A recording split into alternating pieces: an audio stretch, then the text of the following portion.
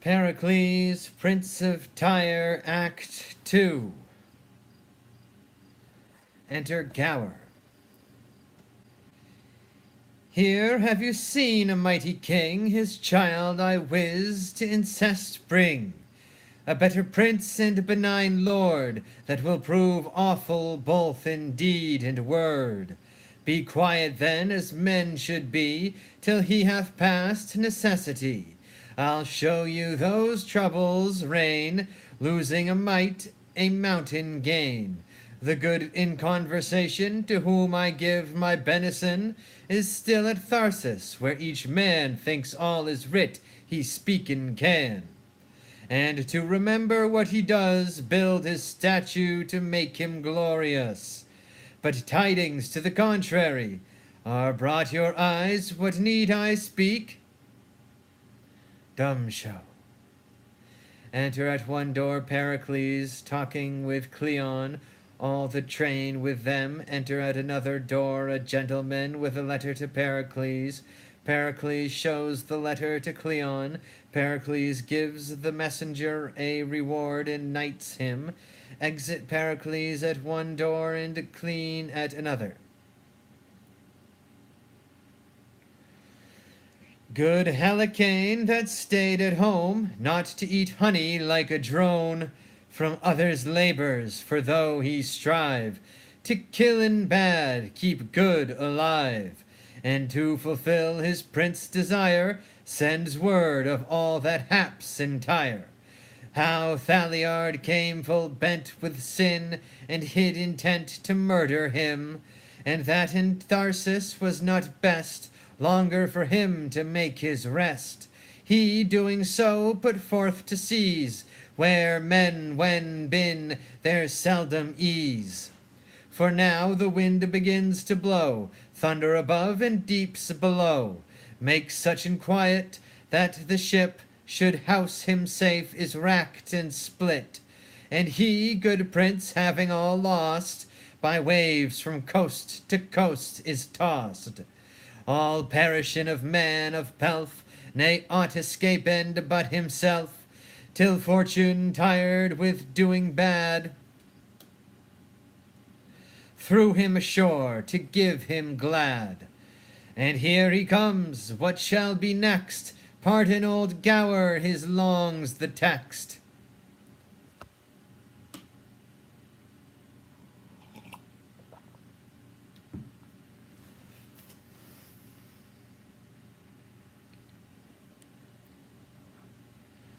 Scene 1. Enter Pericles wet. Pericles.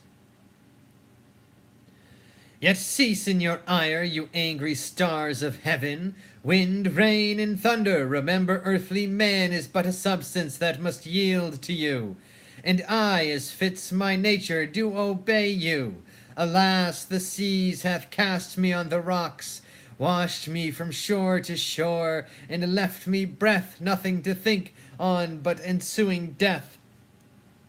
Let it suffice the greatness of your powers to have bereft a prince of all his fortunes, and having thrown him from your watery grave, here to have death in peace is all he'll crave. What ho, pilch! Ha, come and bring away the nets. What patch breach, I say? What say you, master? Look how thou stirrest now. Come away, or I'll fetch with the wanion. Faith, master, I am thinking of the poor men that were cast away before us even now. Alas, poor souls, it grieved my heart to hear what pitiful cries they made to us to help them, when well-a-day we could scarce help ourselves. Nay, master, said not I as much when I saw the porpoise, how he bounced and tumbled? They say they're half fish, half flesh. A plague on them, they never come, but I looked to be washed. Master, I marvel how the fishes live in the sea. Why, as men do a land, the great ones eat up the little ones. I can compare our rich misers to nothing so fitly as to a whale. a plays and tumbles, driving the poor fry before him, and at last devour them all at a mouthful. Such wails have I heard on the land, who never leave gaping till they swallowed the whole parish, church, steeples, and bells, and all. A pretty moral. But, master, if I had been the sexton, I would have been that day in the belfry. Why, man, because he should have swallowed me too, and when I had been in his belly, I would have kept such a jangling of the bells, that he should never have left till he cast bells, steeple, church, and parish up again. But if the good King Simonides were of my mind, Simonides, we would purge the land of these drones that rob the bee of her honey. How from the finny subject of the sea these fishers tell the infirmities of men, and from their watery empire recollect all that may men approve or men detect. Peace be at your labor, honest fishermen. Honest, good fellow, what's that? If it be a day fits you, search out of the calendar, and nobody look after it. May see the sea hath cast upon your coast. What a drunken knave was the sea to cast thee in our way! A man whom both the waters and the wind, in that vast tennis court, hath made the ball for them to play upon, and treats you pity him. He asks of you that never used to beg. No, friend, cannot you beg? Here's them in our country of Greece gets more with begging than we can do with working. Canst thou catch any fishes then? I'll never practiced it. Nay, then thou wilt starve sure, for here's nothing to be got nowadays, unless thou canst fish for it. What I have been I have forgot to know, but what I am want teaches me to think on. A man thronged up with cold, my veins are chill, and have no more of life than may suffice to give my tongue that heat to ask your help. Which if you shall refuse, when I am dead, for that I am a man, pray you see me buried. Die, Kepha, now gods forbid it, and I have a gown here. Come, put it on, keep thee warm. Now afore me, a handsome fellow. Come, thou shalt go home, and we'll have flesh for holidays, fish for the fasting days, and moreover, puddings and flapjacks, and thou shalt be welcome. I thank you, sir. Hark you, my friend, you said you could not beg. I did but crave. But crave? Then I'll turn craver too, and so I shall scape whipping. Why are your beggars whipped then? Oh, not all, my friend, not all. For if all your beggars were whipped, I would wish no better office than to be a beadle. But, master, I'll go draw up the net. How well this honest mirth becomes their labor! Hark you, sir, do you know where ye are? Not well? Why, I'll tell you, this is called Pentapolis, and our king the good Simonides. The good Simonides, do you call him? Ay, sir, and he deserves so to be called, for his peaceable reign and good government. He is a happy king, since he gains from his subjects the name of good by his government. How far is his court distant from this shore? Marry, sir, half a day's journey, and I'll tell you he hath a fair daughter, and tomorrow is her birthday, and there are princes and knights come from all parts of the world to just in tourney for her love. Were my fortunes equal to my desires, I could wish to make one there. Oh, sir, things must be as they may, and what a man cannot get, he may lawfully deal for his wife's soul. Help, master, help! Here's a fish hangs in the net, like a poor man's right in the law. 'Twill hardly come out. Ah, bots on it, 'tis come at last, and 'tis turned to a rusty armor. An armor, friends? I pray you let me see it. Thanks, fortune, yet, after all that thy crosses, thou givest me somewhat to repair myself. And though it was mine own part of my heritage, which my dead father did bequeath to me, with this strict charge, even as he left his life, keep it, my Pericles, it hath been a shield twixt me and death, and pointed to this brace, for that it saved me. Keep it, in like necessity, the which the gods protect thee from, may defend thee. It kept where I kept, I so dearly loved it, till the rough seas, that spares not any man, took it in rage, though calmed have given it again. I thank thee for it, my shipwreck now's no ill, since I have here my father gave in his will. What mean you, sir? To beg of you, kind friends, this coat of worth, for it was sometime target to a king. I know it by this mark.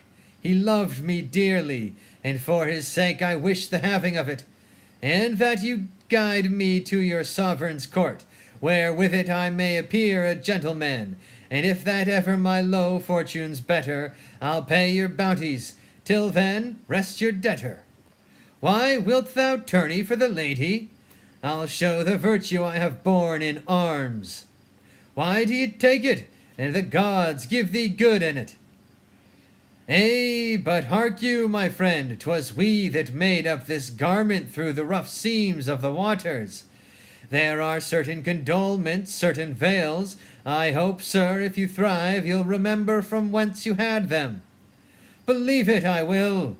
By your furtherance I am clothed in steel, and spite of all the rapture of the sea, this jewel holds his building on my arm. And to thy value I will mount myself upon a courser whose delightful steps shall make the gazer joy to see him tread. Only, my friend, I am yet unprovided a pair of bases. We'll sure provide. Thou shalt have my best gown to make thee a pair, and I'll bring thee to the court myself. Then honor be but a goal to my will. This day I'll rise, or else add ill to ill.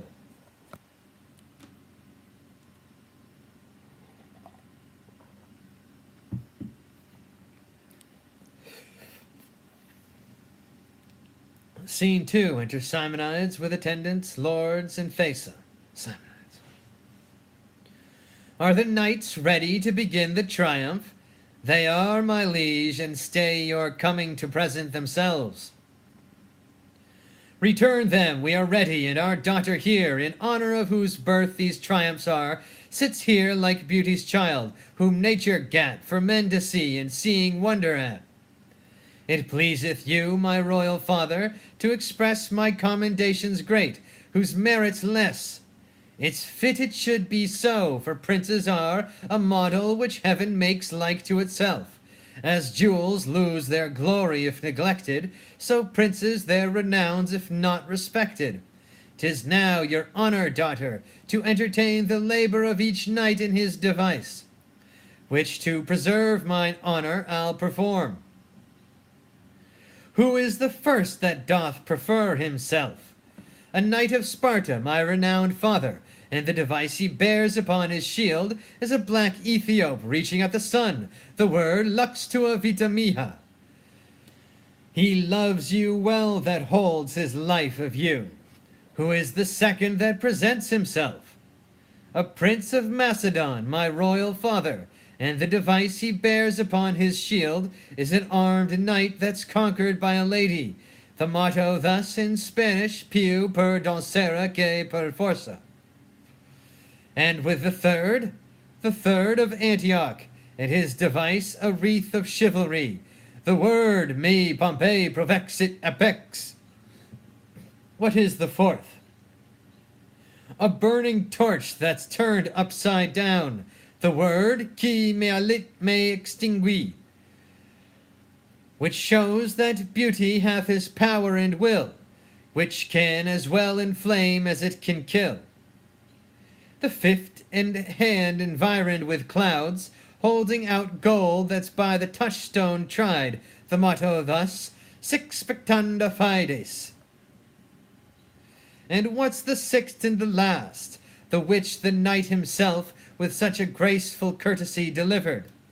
He seems to be a stranger, but his present is a withered branch that's only green at top, the motto in hac spe vivo. A pretty moral, from the dejected state wherein he is, he hopes by you his fortunes yet may flourish. He had need been better than his outward show can any way speak in his just commend. For by his rusty outside he appears to have practised more the whipstock than the lance. He well may be a stranger, for he comes to an honored triumph strangely furnished, and on set purpose let his armor rust until this day to scour it in the dust. Opinion's but a fool that makes us scan the outward habit by the inward man. But stay, the knights are coming, we will withdraw into the gallery.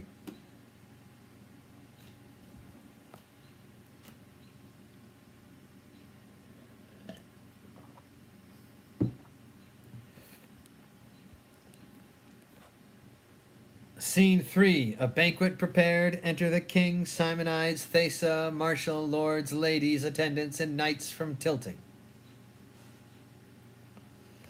Knights, to say you're welcome were superfluous. To place upon the volume of your deeds, as in a title page, your worth in arms, we were more than you expect, or more than's fit, since every worth in show commends itself. Prepare for mirth becomes a feast. You are princes and my guests. But you, my knight and guest, to whom this wreath of victory I give, and crown you king of this day's happiness. 'Tis more by fortune, lady, than my merit. Call it by what you will, the day is your, and here, I hope, is none that envies it. In framing an artist, art hath thus decreed, to make some good, but others to exceed. And you are her labored scholar, come, queen of the feast, for daughter, so you are, here, take your place. Marshal the rest as they deserve their grace. We are honored much by good Simonides. Your presence glads our days. Honor we love, for who hates honor hates the gods above. Sir, yonder is your place. Some other is more fit. Contend not, sir, for we are gentlemen, have neither in our hearts nor outward eyes envied the great, nor shall the low despise. You are right courteous knights. Sit, sir, sit. By Jove, I wonder that is king of thoughts. These cates resist me, he not thought upon. By Juno, that is queen of marriage, all viands that I eat do seem unsavory, wishing him my meat. Sure, he's a gallant gentleman. He's but a country gentleman. He has done no more than other knights have done. He has broken a staff or so, so let it pass.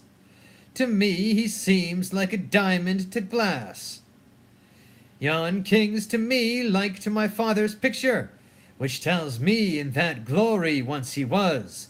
Had princes sit like stars about his throne, and he the sun for them to reverence. None that beheld him but, like lesser lights, did veil their crowns to his supremacy. Where now his sun's like a glowworm in the night, the which hath fire in darkness, none in light. Whereby I see that times the king of men, he's both their parent and he is their grave, and gives them what he will, not what they crave. What, are you merry, knights? Who can be other in this royal presence? Here, with a cup that's stored unto the brim, as do you love filled to your mistress's lips, we drink this health to you. We thank your grace.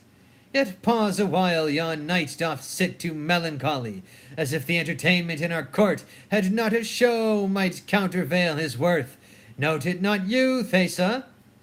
What is it to me, my father? Oh, attend my daughter. Princes in this should live like gods above, who freely give to every one that come to honor them. And princes not doing so are like to gnats, which make a sound but killed are wondered at. Therefore, to make his entrance more sweet, here say we drink the standing bowl of wine to him. Alas, my father, it befits not me unto a stranger knight to be so bold. He may prefer take for any offence, since men take women's gifts for impudence. How? Do as I bid you, or you'll move me else. Now by the gods, he could not please me better. And furthermore tell him, we desire to know of him, and whence he is, his name and parentage. The king my father, sir, has drunk to you. I thank him, wishing it so much blood unto your life. I thank both him and you, and pledge him freely. And further he desires to know of you, of whence you are, your name and parentage. A gentleman of Tyre, my name Pericles, my education been in arts and arms, who, looking for adventures in the world, was by the rough seas reft of ships and men, after shipwreck driven upon this shore. He thanks your grace, names himself Pericles, a gentleman of Tyre, who only by misfortune of the seas, bereft of ships and men, cast on this shore. Now by the gods I pity his misfortune, and will awake him from his melancholy.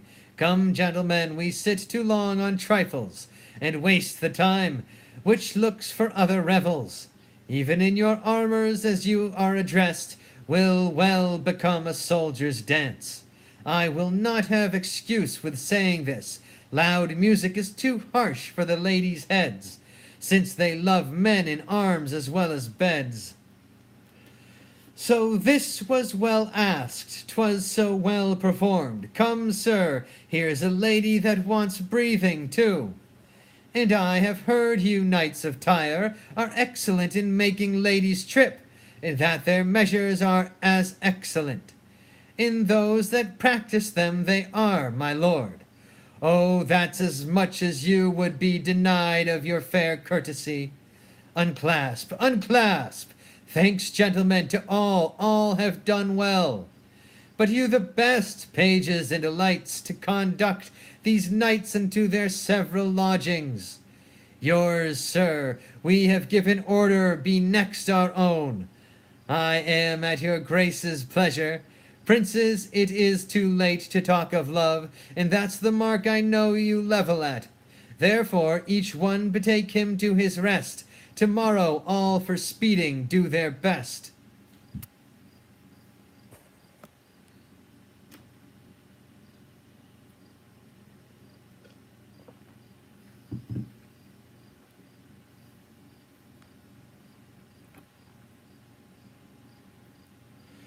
Scene 4. Enter Helicanus and Ascanes. Helicanus.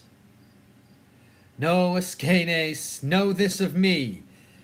Antiochus from incest lived not free, for which the most high gods, not minding longer to withhold the vengeance that they had in store, due to this heinous capital offense, even in the height and pride of all his glory, when he was seated in a chariot of an inestimable value, and his daughter with him, a fire from heaven came, and shriveled up those bodies, even to loathing, for they so stunk, that all those eyes adored them ere their fall, scorn now their hand should give them burial.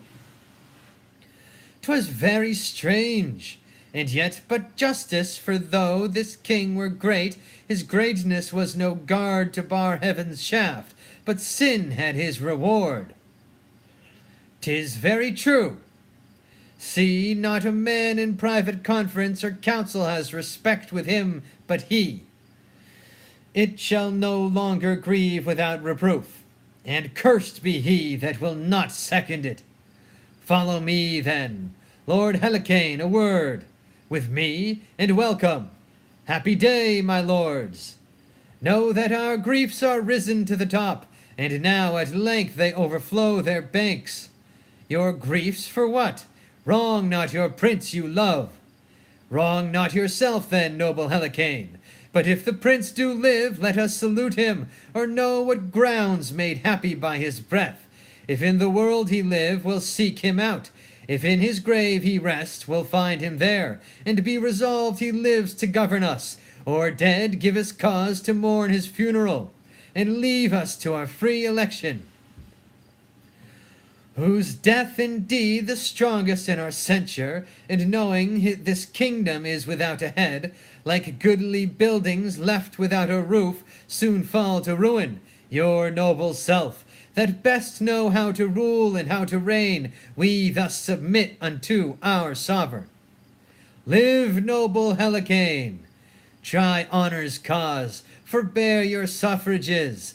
If that you love, Prince Pericles, forbear. Take I your wish, I leap into the seas. Where's hourly trouble for a minute's ease? And a 12-month longer let me entreat you to forbear the absence of your king. If in which time expired he not return, I shall with aged patience spare your yoke.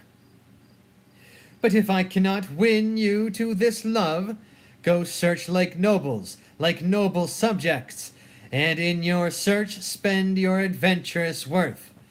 Whom if you find and win unto return, you shall like diamonds sit about his crown.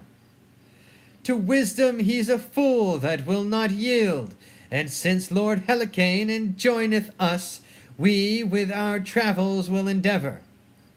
Then you love us, we you, and will clasp hands. When peers thus knit, a kingdom ever stands.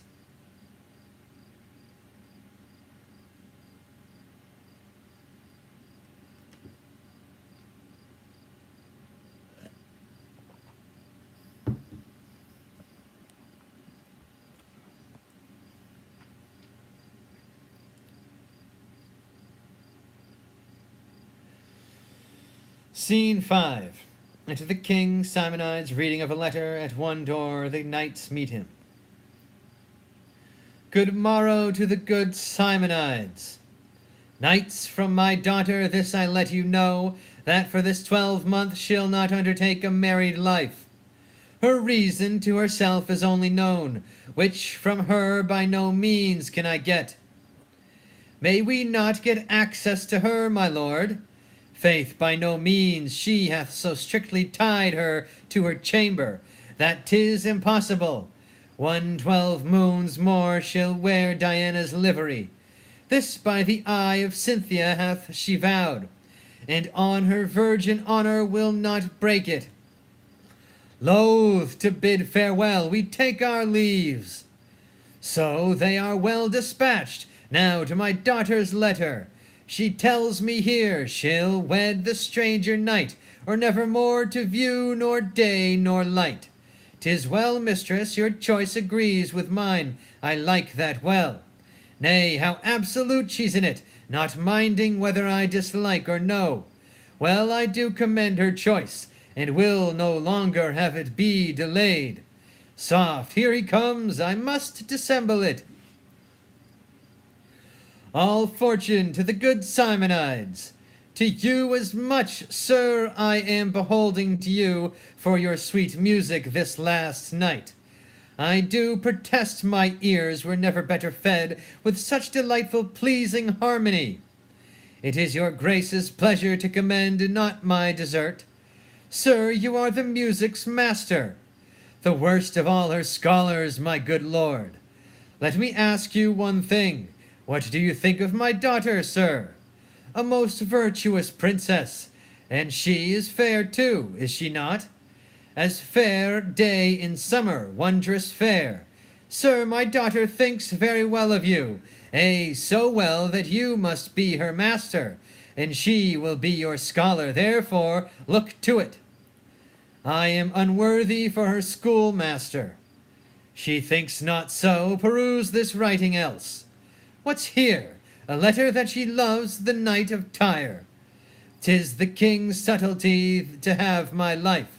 Oh, seek not to entrap me, gracious lord, a stranger and distressed gentleman, that never aimed so high to love your daughter, but bent all offices to honor her. Thou hast bewitched my daughter, and thou art a villain. By the gods, I have not, never did thought of mine levy offense. Nor never did my actions yet commence, a deed might gain her love or your displeasure. Traitor, thou liest. Traitor, a traitor. Even in this throat, unless it be the king that calls me traitor, I return the lie. Now, by the gods, I do applaud his courage. My actions are as noble as my thoughts, that never relished of a base descent. I came unto your court for honor's cause, and not to be a rebel for her state. And he that otherwise accounts of me, this sword shall prove he's honor's enemy. No, here comes my daughter, she can witness it. Then, as you are as virtuous as fair, resolve your angry father if my tongue did ever solicit, or my hand subscribe, to any syllable that made love to you. Why, sir, say if you had, who takes offence at that would make me glad. Yea, mistress, are you so peremptory? I am glad on't with all my heart. I'll tame you, I'll bring you in subjection. Will you, not having my consent, bestow your love and your affections upon a stranger, who, for aught I know, may be, nor can I think the contrary, as great in blood as myself? Therefore, hear you, mistress, either frame your will to mine, and you, sir, hear you, either be ruled by me, or I'll make you man and wife. Nay, come, your hands and lips must seal it too, and being joined, I'll thus your hopes destroy, and for further grief, God give you joy. What, are you both pleased? Yes, if you love me, sir, even as my life, my blood that fosters it. What, are you both agreed? Yes, if it please your majesty. It pleaseth me so well that I will see you wed, and then with what haste you can get you to bed. End of Act 2 of Pericles, Prince of Tyre. Amen. Praise be to God. Jesus Christ. Jah Rastafari the Most High. Love you, friend.